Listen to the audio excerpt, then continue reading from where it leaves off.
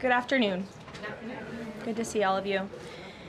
I want to begin today's briefing by addressing the horrific shooting that took place yesterday at the Annunciation Catholic Church in Minneapolis, Minnesota, where a deranged shooter opened fire during morning mass, killing an innocent 8-year-old and 10-year-old. 14 other children and 3 adults were also injured during this horrible tragedy. This was the first morning mass of the school year for these beautiful, innocent children, and this sacred religious service was desecrated by an evil monster. We are all eternally grateful to the heroic law enforcement officers and first responders whose courage and swift response aided all of those impacted by this horrible tragedy. As Director Kash Patel confirmed yesterday, the FBI is currently investigating this shooting as an act of domestic terrorism and a hate crime targeting Catholics. President Trump signed a proclamation yesterday following his call with the governor of Minnesota, Tim Walz, acknowledging the victims and their families and directing flags to be flown at half-mast. President Trump and the First Lady encouraged the entire nation to join all of us in praying for the victims and their families as they face unimaginable grief and loss. The White House and the FBI will continue to provide further updates as they become available. I also have a quick scheduling announcement for you today. The President will travel to New York City on September 22nd to address the United Nations General Assembly on Tuesday, September 23rd. On another matter, as Americans make their Labor Day weekend travel plans, they will be able to enjoy 5-year low gas prices thanks to President Trump fully unleashing American energy dominance. President Trump ended Joe Biden's Green New Scam policies and is delivering on his promise to make America affordable again. These savings at the pump are giving everyday American families more room in their budgets at the end of each month, which is the exact opposite of what we saw under the previous administration. And as we commemorate Labor Day this year, we finally have a president who fights and delivers for the American worker every single day. President Trump believes that American workers are the heart and soul of our economy and our national identity, which is why he's championed an agenda that puts them first always. For decades, the hardworking men and women of our country who built the greatest nation in world history were sold out by selfish, greedy, short-sighted globalists who put our country on a path to economic and cultural ruin. They hollowed out our factories and towns and betrayed the American working class by shipping jobs overseas and importing millions of low-wage migrants to replace American workers. Under President Trump, this national disgrace is over. American workers are, once again, being put at the center of national trade policy, and the dignity of American labor is being defended. As a result, President Trump has already brought in nearly $10 trillion in new private and foreign investments so that the top businesses in the world can create high-paying jobs in America and hire American workers to fill them. In fact, since President Trump took office, the economy has added more than 500,000 new jobs to the workforce. In a stark reversal from the Biden administration, all of that job creation has been driven by private sector growth, and all employment gains have gone to native-born Americans. Wages for blue-collar workers are now rising at the fastest rate in the past 60 years. And the average American worker has already seen a $500 wage increase this year alone. Thanks to the largest middle tax cuts ever signed into law by President Trump, with no tax on tips, no tax on overtime, no tax on Social Security, Americans in all 50 states will keep more of their hard-earned money. The average American taxpayer will see a tax cut of nearly $4,000 because of these pro-growth provisions, according to analysis from the Nonpartisan Tax Foundation. In other news, President Trump continues to deliver on his promise to restore law and order to our nation's capital. Since President Trump's intervention, there have been more than 1,283 arrests right here in the District of Columbia. Total crime in D.C. is down 19%, and violent crime is down 30%. Carjackings in the district are down 67%. Homicides are down 57%. Robberies are down 40%. Motor vehicle thefts are down 32%. And assaults with dangerous weapons are down 23%. And property crime is down 18%. These numbers prove the president's bold actions to make D.C. safe and beautiful again are working, just like he said they would. And that's why on Monday, the president took additional action to sign an executive order taking steps to ensure that cashless bail in Washington, D.C. is eliminated. For too long, D.C.'s reckless cashless bail policies have allowed dangerous criminals to be quickly released, which endangers everyone who lives in and visits our wonderful capital. No cash bail has also foolishly forced law enforcement to repeatedly arrest the same offenders over and over again, only for them to be released back into our nation's capital. This is the definition of insanity, and the president is seeking to end it. He also signed a separate executive order addressing the crime emergency in D.C. by instructing the National Park Service to hire additional United States Park Police officers to support public safety, and directing the U.S. Attorney's Office for D.C. to hire additional prosecutors to focus solely on violent and property crimes. So while liberal Democrats across the country continue to double down on their failed soft on crime approach, the American people, including local D.C. leadership, business owners, and residents, are rallying behind President Trump's crime crackdown. According to new polling, 81% of Americans say crime is a major problem in large cities across the country. And a clear majority of Americans believe the president's actions are justified and necessary to reduce crime in these cities. Indu Bhatia, who runs a liquor store a half-mile from the White House here just down the street, is one of those Americans who are grateful for President Trump's public safety push. Indu recently told the New York Post that her store was robbed so many times that they had to spend exorbitant sums of money on security, jeopardizing her family's financial future. But thanks to President Trump's strong action, Indu said, quote, "All of my employees, including me, we feel much safer, and even our customers feel really happy when they walk into our store." And just yesterday, Washington, D.C. Mayor Muriel Bowser credited President Trump for surging federal law enforcement personnel and said neighborhoods, quote, "feel and are much safer." We thank Mayor Bowser for her cooperation and her willingness to help us make D.C. safe and beautiful. This entire effort has vindicated what President Trump and law and order advocates have been saying for years, and this is our message to Americans in Democrat-run cities nationwide. Decline is a choice. You don't have to live in constant fear of being robbed, raped, or murdered.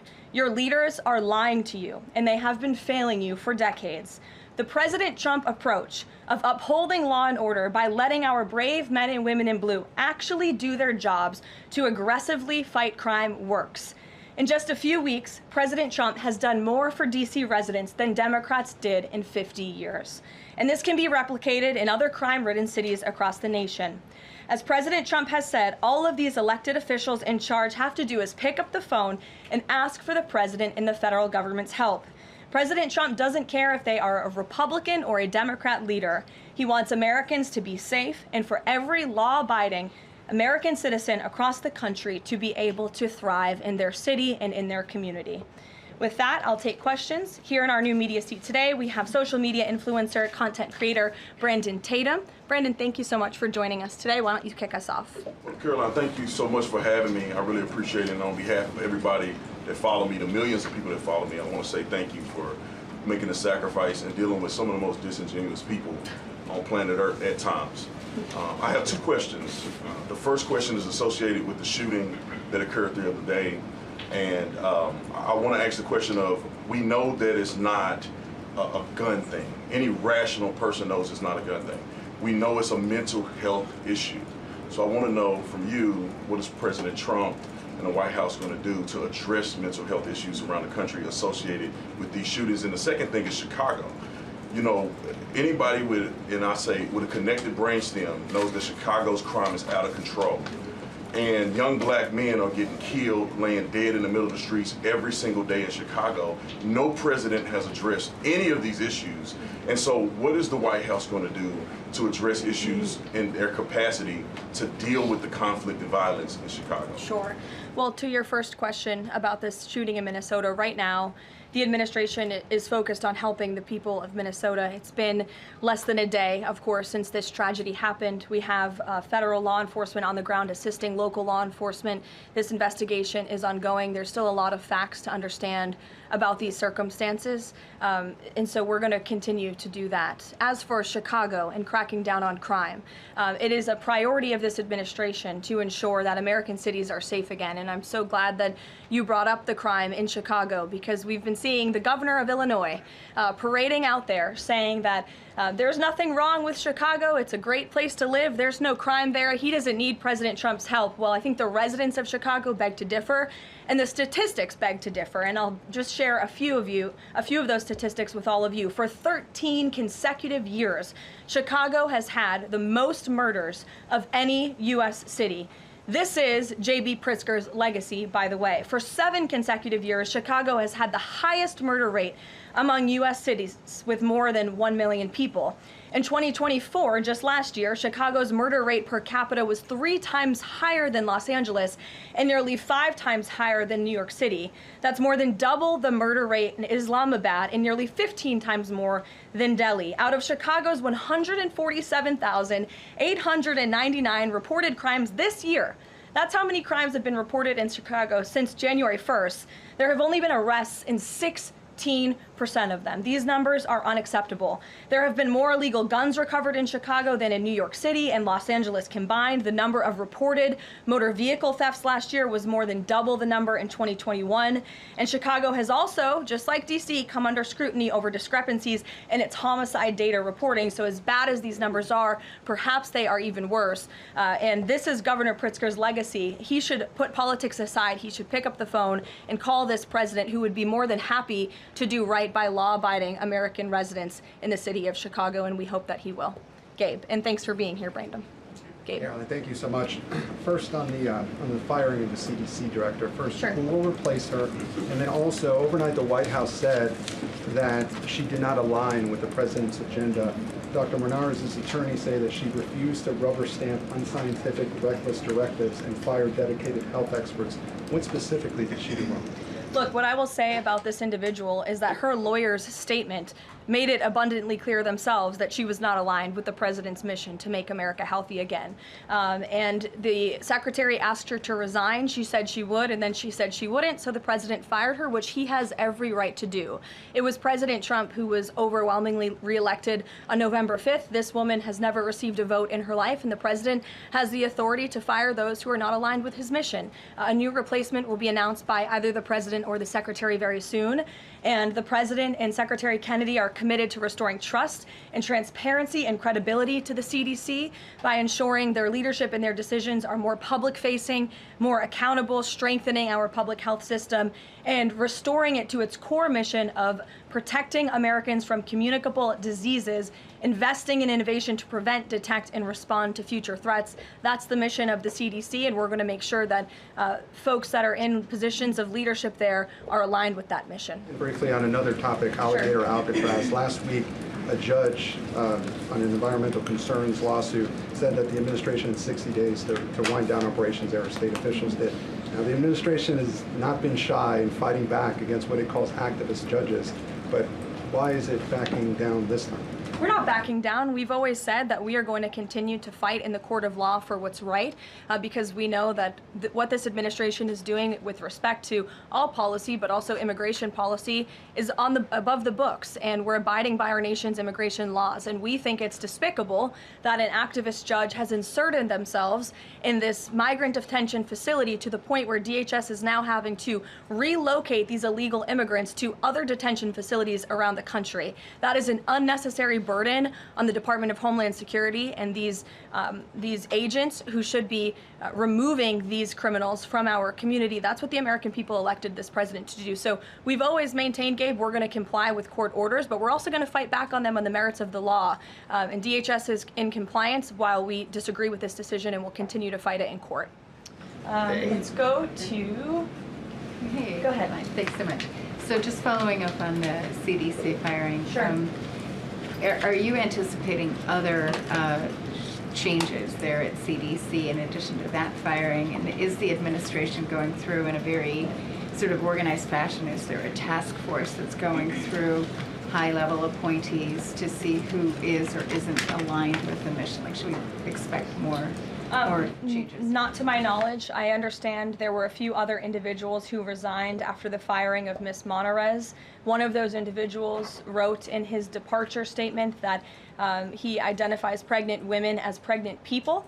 So that's not someone who we want in this administration anyway. So if people are not aligned with the president's vision and the secretary's vision to make our country healthy again, then we will gladly show them the door. Caroline, can I just follow up? Go to the back.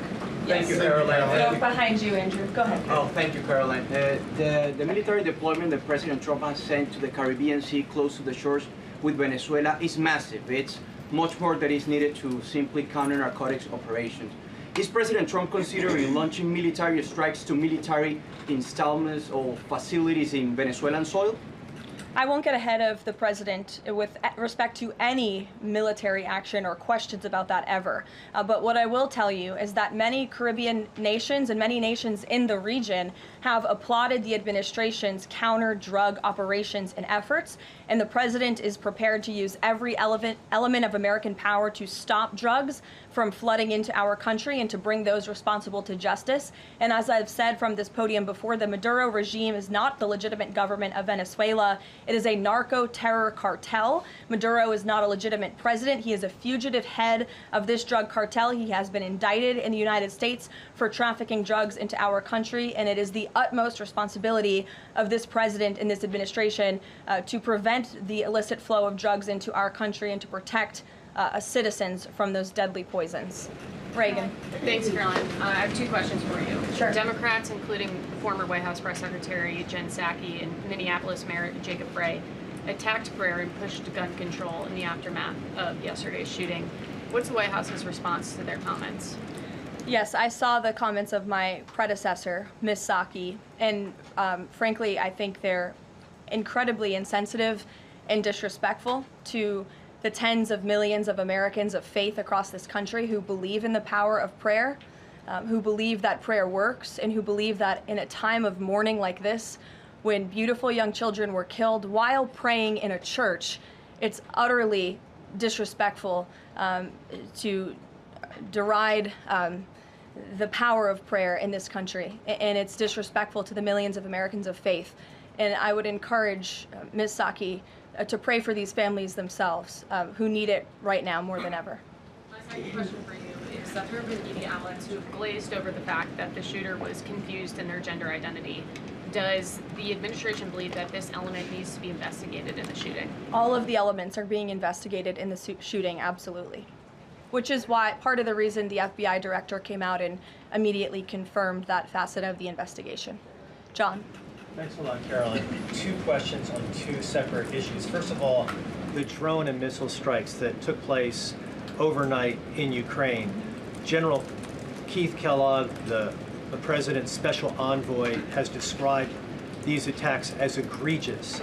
Do you agree with that description, and do you view President Putin as an impediment to getting peace between these two countries? Well, it's not about if I agree, it's about what the president thinks, and I know what the president thinks because I talked to him about this. He was not happy about this news, but he was also not surprised. These are two countries that have been at war for a very long time. Russia launched this attack on Kyiv, and likewise, Ukraine recently dealt a blow to Russia's oil refineries. They have taken out, as a matter of fact, 20% of Russia's oil refinery capacity over the course of their attacks throughout the month of August. So the president is continuing to watch this intently, and this killing, unfortunately, will continue as long as the war continues, which is why the president wants it to end. And that's why he's worked harder than anyone to end this war, which would have never started if he were president. But perhaps both sides of this war are not ready to end it themselves. The president wants it to end, but the leaders of these two countries need it to end and want it to end, must want it to end as well. And I think the president will make some additional statements on this later. My second question has to do with, Carrie. I just had one more, if I may. It has to do with the president's intention to remove Lisa Cook as a member of the Federal Reserve Board. He is going or acting upon allegations that have been made by Trump administration official Bill Pulte These are just allegations. She hasn't been convicted yet of any crime. Is the administration opposed to allowing Ms. Cook to have due process, to challenge what has been alleged against her? I believe she is challenging it. I believe she just filed a lawsuit today, and Mr. Pulte has deferred those allegations over to the Department of Justice to investigate them. What I will say is that you had these mortgage receipts very clearly shown to the president, and he has the cause that he needs to fire this individual. He laid it out in the letter that he provided to her and to the public as well. And so we'll continue to fight this battle. Carrie. Hi, Caroline. So the president just announced that he wants to have a convention right before the midterms next year. The DNC has countered that they too want to have a convention right before the midterms as well. What's the White House's response to that? And can you give us just a little bit of a hint or a tease here as to how the president envisions a convention for the midterms? Look, the president put out a statement on this earlier today. I'll let him speak further on the plans that he envisions, but I think he's very proud of the accomplishments and the achievements of his administration, as he should be. The most secure border in United States history, a crackdown on crime here in our nation's capital, an attack or a reversal of the attack on our energy industry from the previous administration. As I just pointed out to you, gas prices today, this Labor Day, are the lowest they've been since Labor Day in 2020. Our economy is bringing in trillions of dollars in revenue from all over the world again. So there's so much for Republicans and for the president and for Americans across the country to be proud of, and I think the president wants to see that celebrated. But for any further details on this as they come, we'll provide you with them. Iris. Thank you, Caroline. 2 questions on the shooting. What's the administration's message to some concerned parents across the country who might be now worried about their kids' safety in light of the latest incident? We completely and totally understand the concerns of parents across the country. This tragedy it's heartbreaking. As a parent myself, there are no words to describe just the heartbreak that these families must be enduring, which is why the president and the First Lady have encouraged everyone to continue to pray for these families and these victims. And it's why this administration is focused on removing public safety threats from our communities. And in fact, I can share with all of you that last night in Washington, D.C., when arrests were being made, there was an arrest of a juvenile right here in D.C. in Ward 7 for threats to kidnap and injure, receiving stolen property, possession of a large capacity feeding device, unlawful possession of firearms and ammunition. A search warrant was executed, 7 firearms were recovered, and the juvenile was arrested after an investigation was initiated based on social media posts allegedly threatening violence towards a school. So this was a juvenile who was a risk to not just himself, but the community here in Washington, and he was removed from the community last night because of the law enforcement efforts of this administration. And I would also point to the statement of our wonderful First Lady that she released yesterday. She wrote, "The tragic mass killing in Minnesota illuminates the need for preemptive intervention in identifying school shooters. Early warning signs are often evident, with many individuals exhibiting concerning behaviors and making violent threats online prior to their actions. We encourage all Americans, as the old saying goes, if you see something, say something. If you see warning signs or threats, report it to law enforcement. This administration, federal law enforcement, will take those reports and those threats seriously. They will be treated as a law enforcement emergency, and we will act accordingly." And on the First Lady's statement, would the administration consider ramping up resources on these fronts to parents and schools across the country to help them look into these signs and prevent more tragedies? It's a very fair question, Iris. As for any potential future policy decisions or funding questions, it's just been over 24 hours since this tragedy occurred. Right now, we're focused on the FBI and their investigation and uncovering all the facts, and we'll leave those very important policy discussions to another day. Thank you, Caroline. Go ahead. Megan. I had a question about the Lisa Cook lawsuit that you mentioned. Does the president plan to wait until that lawsuit is resolved to appoint her replacement? I will leave that to the president to make that decision in that announcement himself. Brian. Thank you, Caroline. 2 questions. Bouncing off the CDC, situation at CDC, I'm curious if administration officials are pushing back on the president's agenda, privately, publicly, however, should they fear to lose their jobs going forward? Look, I think if you're doing your job well, And if you are executing on the vision and the promises that the president made to the public who elected him back to this office, then you should have no fear about your job. Just do your job. That's what this president wants to see. He wants to see people solving problems. He wants to see the people who have the privilege of serving the American taxpayer and the federal government abiding by the wishes of the American taxpayers who overwhelmingly reelected him in this cabinet to make America great again, or in this case, make America healthy again. On the Intel deal, where the U.S. got a stake in that company, there's two things I want to ask about that. The first is, what did the U.S. get back in return for that deal? And the second thing is, what are the future plans for giving any form of money to another company? It could be through the CHIPS Act, like this deal, or some other form of funds. What are the plans there by this White House administration? Well, look, as you know, Brian, very well, because you cover it often, the Intel deal is still being ironed out by the Department of Commerce. The T's are still being crossed, the I's are still being dotted. It's very much still under discussion. But the president's thinking, I can share with you, is certainly to ensure that the United States government is making our country wealthy again and is benefiting from some of these deals. And it's a creative solution. I know it's outside the box thinking, which is uncommon in this city, but it's something that he proposed and something that the Secretary of Commerce is working on putting into action. Mary. Thanks, Caroline. I have a couple questions on the shooting yesterday. The first one, this is the second shooting involving a trans-identifying shooter who specifically targeted Christians and Catholic kids. What kind of consequences do the gender-affirming therapists, doctors, or even the parents of these shooters face after these types of shootings?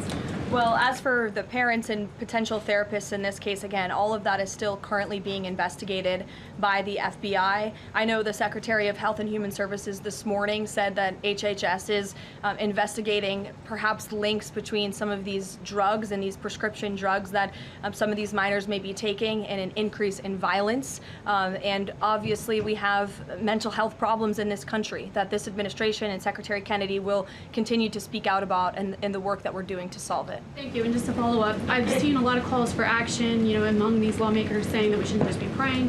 One that I've seen on the right, actually, is calls for the FBI to institute a new class of domestic terrorism that involves trans ideology. Is that something that the administration would support? I would have to check with the appropriate people on that. Caroline. Daniel. Thank you, Caroline. We saw some new revised economic data come out today showing the U.S. economy moved at a 3.3% clip, largely buoyed by a surge in capex. What's the White House reaction to this, and is this sort of the president's vision beginning to come to life after the Big Beautiful Bill was passed in July? Yes, I mean, look, we did say that once the Big Beautiful Bill was signed into law, we're going to see the effects of this massive pro-growth piece of legislation. As I laid out for you as we head into the Labor Day weekend, there's many positive economic indicators that the American people can be hopeful about. But don't forget, we are reversing 4 years of reckless spending from the previous administration, of slamming regulations down the throats of American business owners and consumers across the country. But the administration is working very hard to unravel all of that and to ensure that small business owners and workers are thriving and that they have more money in their own pockets to spend. Thank you. Thanks so much, Caroline. Back on the CDC, there was reporting that some of the initial problems between RFK and the CDC director stemmed from miscommunications or differences on vaccine policy. So I wonder if you could just say whether or not the president believes that the COVID vaccine should be available to and covered by insurance for all Americans, regardless of age and pre-existing conditions. What I will tell you is that the FDA recently revoked the emergency use authorizations for 3 COVID vaccinations while simultaneously greenlighting 4 new COVID-19 vaccines with 2025 and 2026 formulas. The reason for the revocation of that emergency use authorization is because obviously the COVID pandemic and the public health emergency is over. But just to correct the record, because there's been a lot of misinformation on this, the FDA's decision does not affect the availability of COVID vaccines for Americans who want them. We believe in individual choice. That's a promise both the president and the secretary have made, and it's a promise they have now delivered on. Question, if I could, Caroline. Second question, if I could. Sorry. I wonder if you could answer why the president hasn't acknowledged the shooting at CDC headquarters that took place earlier in August, where a police officer was killed, and it was reported that the motivation for the shooting was somebody who was really unhappy with the effects of the COVID vaccine. We absolutely were very much aware of that shooting. The Secretary of Health and Human Services put out a statement immediately. He was in touch with the CDC, and he actually traveled to Georgia to assess the situation and to mourn with the people who work in that building there. So, Karoline, go ahead. With respect to Labor Day, one of the most underrepresented groups right now are police officers. 30,000 police officers short in America right now. To Brandon's question, 1,300 short in Chicago, 3,000 short in New York, 500 short here in Washington, D.C. What can the White House, what can the President do to help recruitment of police officers? You've done well with the military and Border Patrol. What can be done to get more police officers on the streets of America? Well, the president has certainly been very successful in recruiting federal law enforcement. If you look at the ICE recruitment campaign that was led by he and our Secretary of Homeland Security, we've seen more than, I believe, 130,000 applicants to join ICE, which is just amazing. There's more applicants now than there are jobs to fill, and we're very grateful for that. Clearly, Americans want to serve their communities. They just need a leader who encourages them to do so. So maybe Governor Pritzker should spend less time demonizing the police, more time trying to recruit more police, and more time trying to call the President of the United States to get crime in his city under control. The President wants to allow law enforcement, whether it's state, local, federal, to do their jobs, to arrest criminals, to put them behind bars, and to remove public safety threats from American communities. He'll continue to do that. Thank you, guys.